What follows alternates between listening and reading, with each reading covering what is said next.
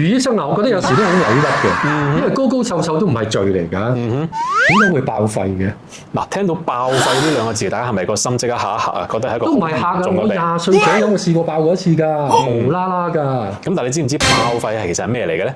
我唔知喎。嗱，我哋廣東人咧，廣東話出名盞鬼生動，但係有時咧幫啲病改名咧改得太恐怖咧，就反而會有啲反效果嘅，令到好多人覺得哦，我爆肺係咪即係個肺爆炸咁樣啊？嗱，其實你諗下，爆格個賊入屋都唔使揾炸彈炸開個房門啦，係咪？你爆缸又唔係話你流血個位又爆開啊嘛。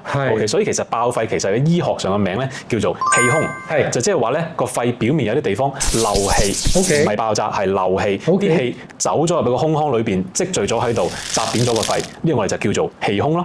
哦，咁點解高高瘦瘦就關事咧？